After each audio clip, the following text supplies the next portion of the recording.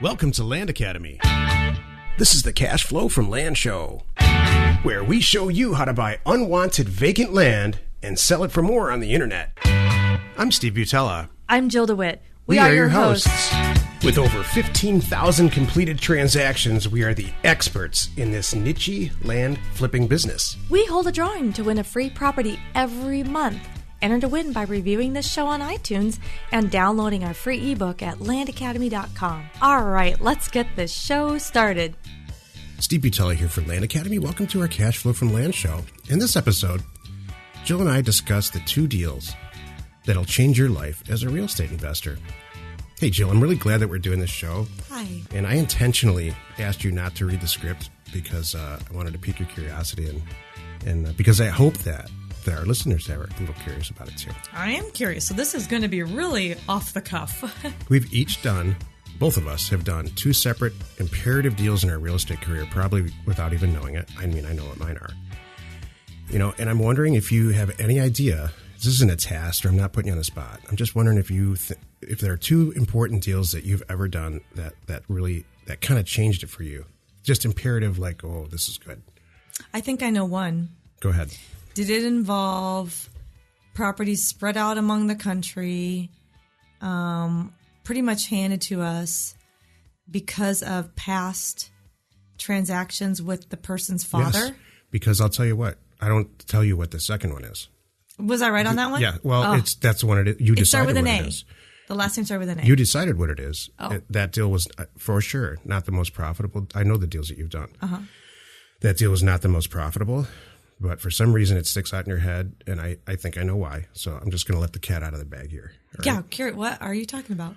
Everybody in their real estate career, and I think probably in a professional capacity, when you work for yourself, has 2 occurrences that happen that really change the way that they think. Number one is the first deal that you do. Mm. So do you remember the first deal you did? Yes. Everybody does. Every single person remembers the very first deal that they did. They get the check or the money goes in. It's kind of like your first kiss. Everybody remembers it. Don't remember that.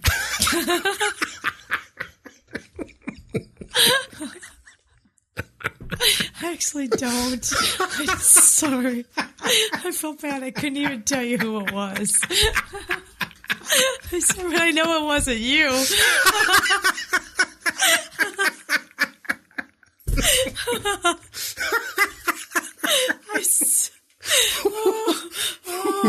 We're 3 minutes in. Your face is red. I can't. You can't. If we scripted this show, it wouldn't be funny. Thank you, Jill. I'm super clear that I'm not your first kiss. And now everybody else is.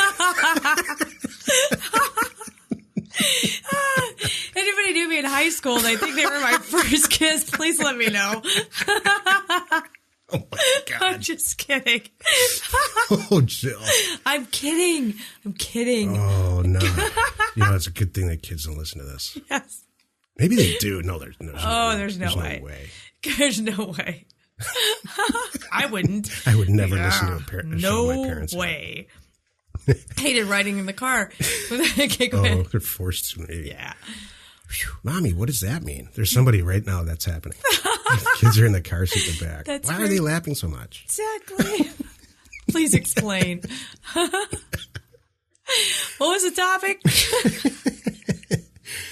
So there's 2 deals that changes people's lives, and it's the first deal because, like I said, everybody remembers that. I remember every part of that first deal, and then the second deal, which changes your life, and for you, it was the A deal, we'll call it, where this guy calls us out of the blue and says, "I got a ton of property for you, and I don't want any money for it because my dad, before he died, he did some business with you guys, and he always had nice things to say."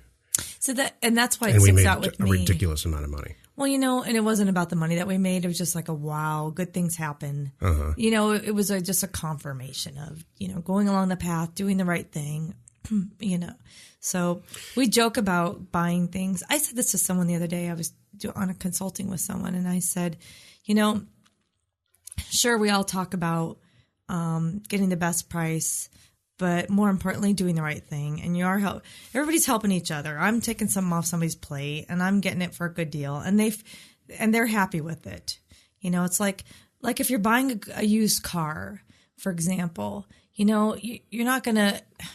You want everybody to walk away happy. They feel like they got a good price. You feel like you got a good price, and that's what you want. There's a tremendous amount of people out there who don't feel that way. I've done business with them. It's one of the reasons that I started this company. Because I was tired of getting in situations. I bought and sold and brokered long-term care facilities like nursing homes and stuff. And there were a series of transactions that I did very early on in my career where everybody was out to screw each other. Oh. There was no camaraderie at all. Oh. It was like, I'm going to get the best. I'm going to kick you when you're down and when you're bloody, and then we're going to set the price, and it's going to be in my favor. Oh. I can't stand that. No, that's not cool. I will not. I would rather flip burgers. Yeah. Is that the same people that think they get an award for working 80 hours a week? I don't know. All right. It frustrated me to the point where, I made, I just had to get out of it. Mm-hmm. That's actually one of the reasons I moved out west. That was material in that.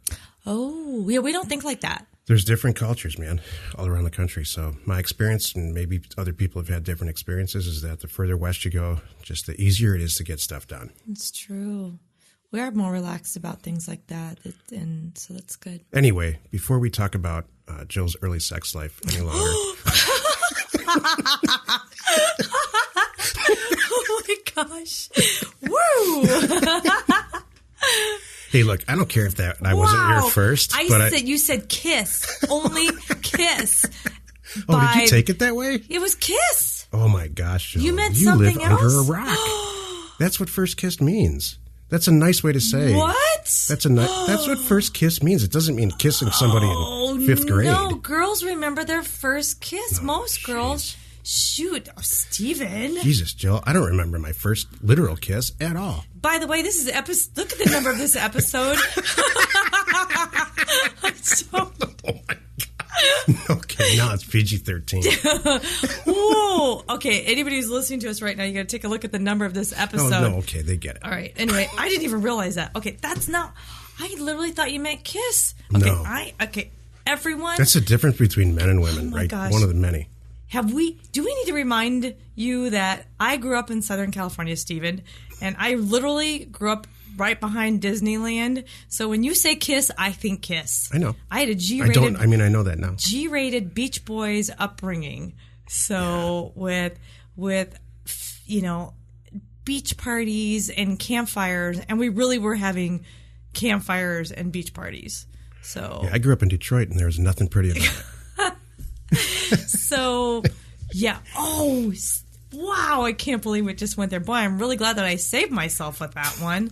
All this time I was thinking kiss. Oh, my gosh. I wonder if this will ever hit the air. I am so embarrassed now.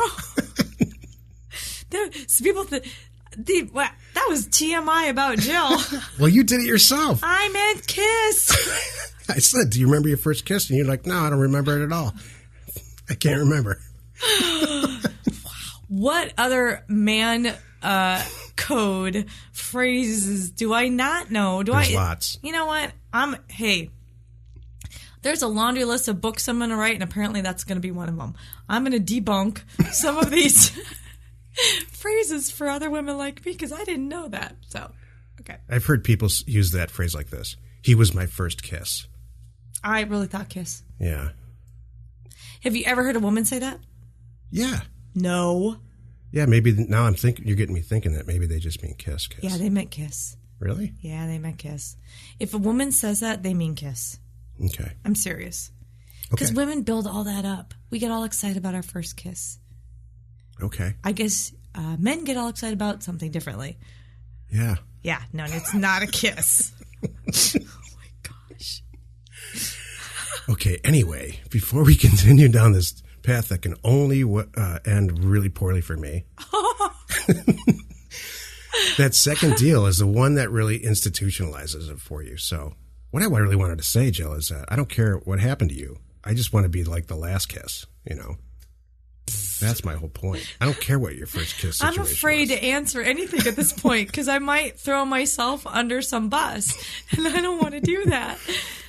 The two deals that change everything in everybody's career is the very first one where you get that check or you get that deposit or you do it. And then the second deal, it's kind of up to you. My second deal was at a tax auction, strangely enough, where I purchased was it the one I was at? Yeah, 1,100 properties. It was, there was actually, I don't know. There's another second deal, but the second deal, the second deal for me that I made about almost $750,000 on it. It was a slew of properties that I bought from a real estate agent in northern Arizona,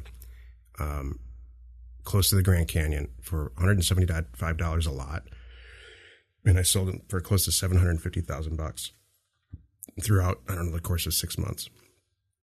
What that did for me and what the point of this podcast is, although it's really not, we got sidetracked. The point of this whole thing is there's a deal that institutionalizes it in every investor's head where, man, I got something here.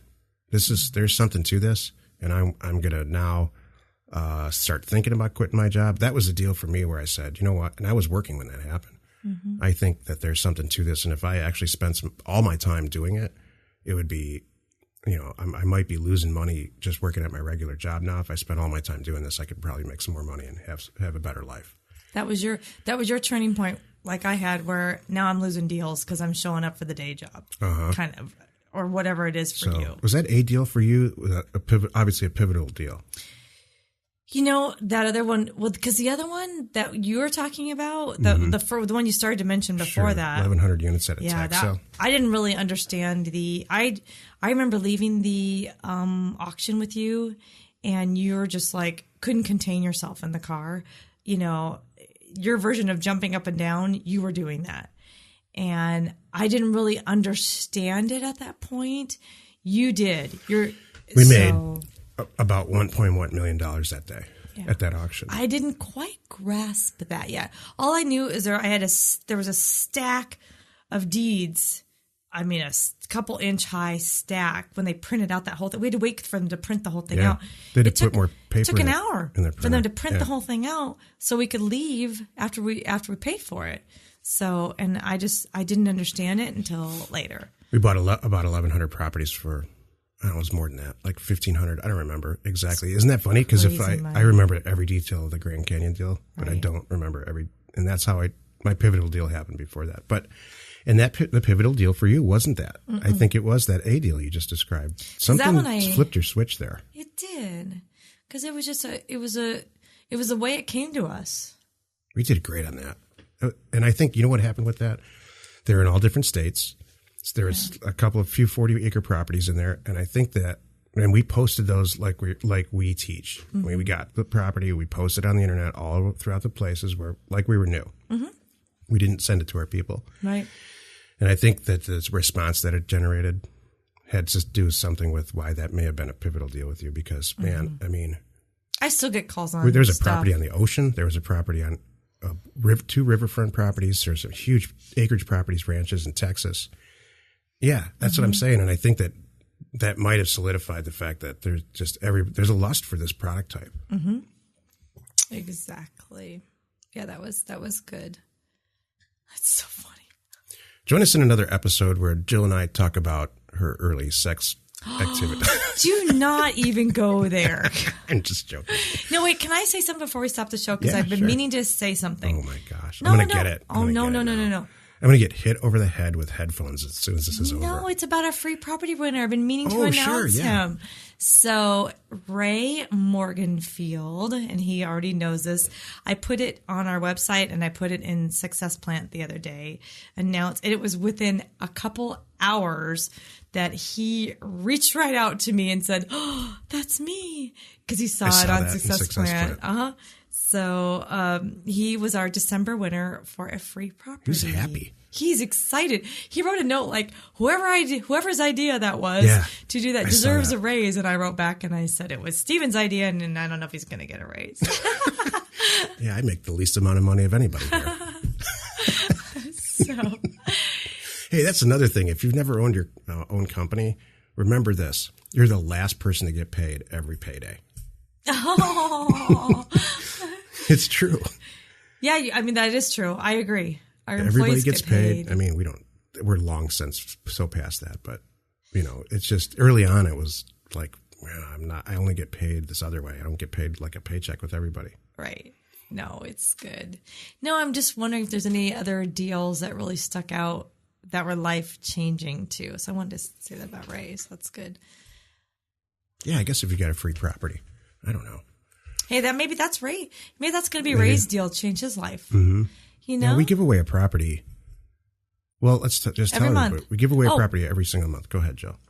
Yeah, we do. We give away a free property every single month.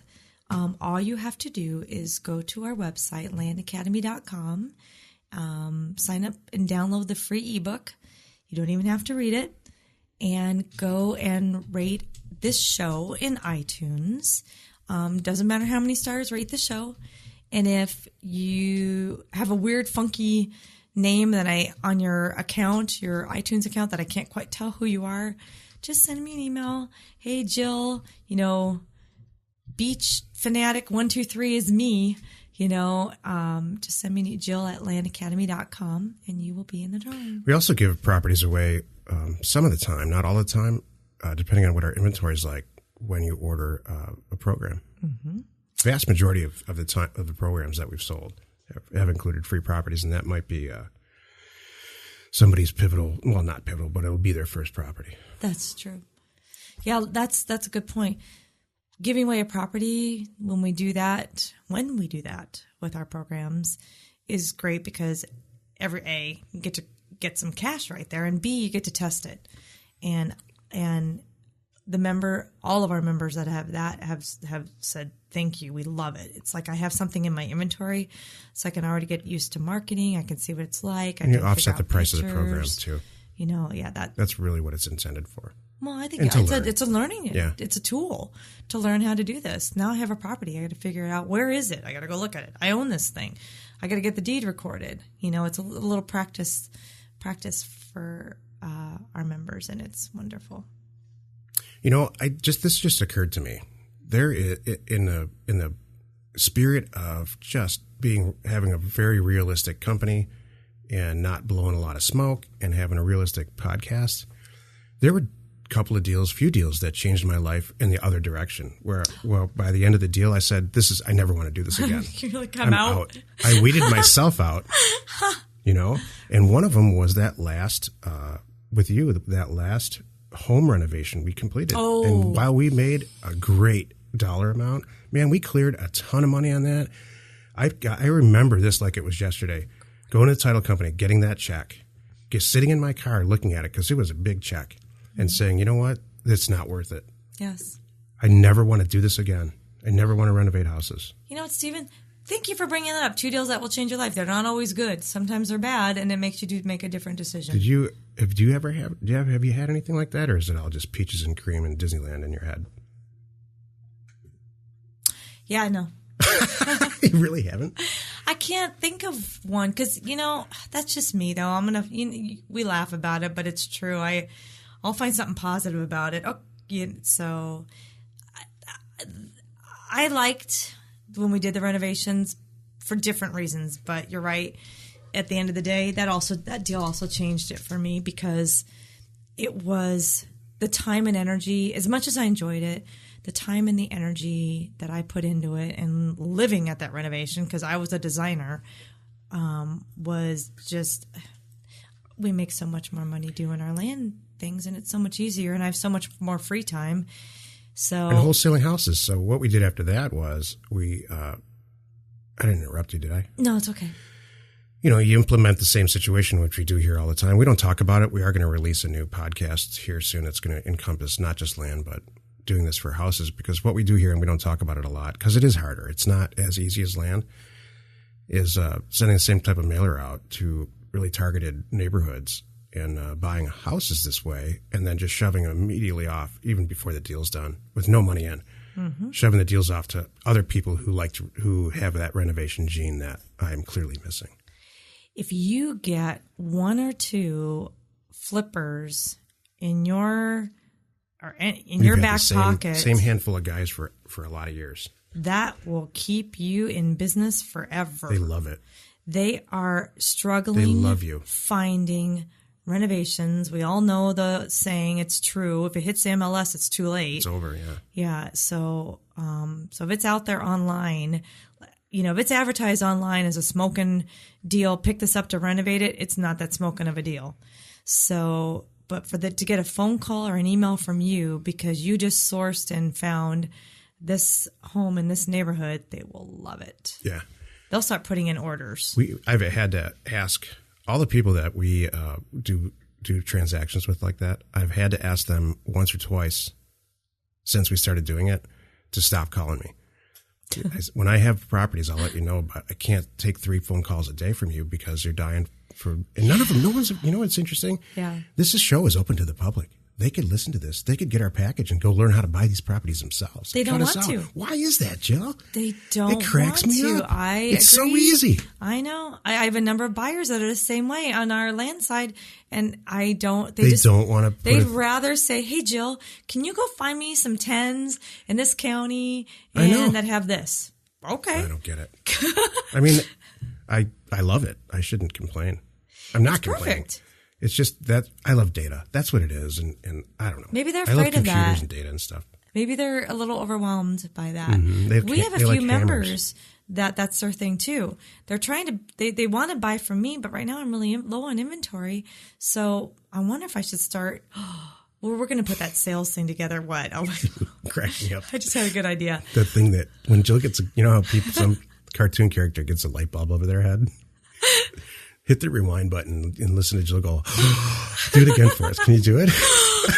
So we just thought of this on our it's weekly like call. Jill, it's a cute little thing that Thank you. do. I'm putting it's this. It's like a cute little idiosyncratic thing that only you do. Thank You're you. the only person on the planet that does it. I am writing this down. We need a Success Plant sales arena that we can put in there, this kind of thing, because I have deals come to me that I don't want to do. They're not my thing. I'd love to give them to our members. I have members that could work with other members because some members want to sell. Some members only want to sell. Some members maybe only want to buy. Yeah, we talked about that. Everybody can help each other. Yep. And that's actually on my to-do list too, but I can't get my head around how to keep it private. To fairly implement it. Because it's going to be private when we launch this thing. Right. So I don't know. I think it's first come, first serve. Yeah, you just click on it and that's it? Yeah. Really? Yeah. It's not going to be a lottery. What if you just click on it and then it doesn't happen? You just put it back up there? See what I'm saying? There's a lot of variables. Oh, I think it's going to be I'm all for it, by the way. I just don't. Here's what I see. A virtual bulletin board. Yeah, like in school when I'm going to drive to Tucson and if you want to help pay for the gas, jump in. Yes. So how'd that work I have a buyer in Oklahoma. A virtual bulletin board. I sold out of my properties in Oklahoma. I got a super awesome buyer, and he wants 5-acre properties in Latimer County. Done. And then somebody's going to go, I have some, or I'll go get them. And what do you do, like orchestrate how you work out the money and all that stuff? They do it that themselves? Oh, yeah. That's not a bad idea at all. Mm-hmm. And I'm going to say... And then it just stays up there. What if the deal's all done and it just stays up there? I'm just playing devil's... I'm not I'm just asking. We'll figure out a way that they pull it down and it's so we don't get 18, or they don't get, well, you know what, they'll make a way, whoever posts it, pulls it down when they it's get tired done. of getting calls and the deal's done. Right, because they're going to, right. Well, here's another example. I'm going to put up there things like, hey guys, because this happens to me every single day. I get a call from people that want to sell me something and it's too small of a deal for me right now. I don't want to spend the time on. Please. 2.5. I have 2.5 acre. I can right now. Got this call yesterday. 2.5 acre parcels in a county here in Arizona. Not a big off I-40. That's all I'm going to say about it. Mm-hmm. Nothing that I really think I'm going to pull off. We'll talk. How much are they? I don't know, Steve. I do know the answer. Do you want me to say it? No, say it. How much are they? Oh, I can get them for $500 each. Are they? Did you even get to the mapping point? I have that. Yes. You looked it up on the map. I totally did. I just while I was on the phone. Why don't you? It's just the time. It's too small. It's weird. Is it the same seller? Excuse me. It's the same seller. Yes. Well, hold on a moment. You're like, why would I give those away? I may or may. I'm just giving out an example. Anyway, we got sidetracked. So this is where we are in our life. You have 2.5 acre properties in northern Arizona for $1,000 each. They're contiguous and they have access, and we don't have time to do the deal. This is one example. So I'm not my going to point is, definitely pass it. I'm not criticizing but I you, not might even 1%. have something like that at some point I would pass that. I put it on the virtual bulletin board. That's We're not what going to get into do. it. No, I think it's great. I love your idea. I would put stuff like that on the virtual bulletin board and let one of our members have it. And you have to be a member to be involved in that. Correct. You can see it. You can see it. But if you're not a member, you don't have it. You do not get the details. You don't get the phone number. This idea. I have the phone number. I have the guy's information. I've got the APNs. I've looked them up. There's access. That's my thing. We can do this with our people, and everybody wins. Ta-da! I think it's a fantastic idea. Okay. And I'm going to look into it. It's on my list now for real. Okay. Great example. Join us in the next episode where Jill and I discuss your all-important success in land investment and in life. I still can't get over what that guy said yesterday. Well, he's listened to our show because we're happy and buys our stuff. Now they're going to listen to our show for different reasons. And we're not going to go down that path again. This is going to be one of those.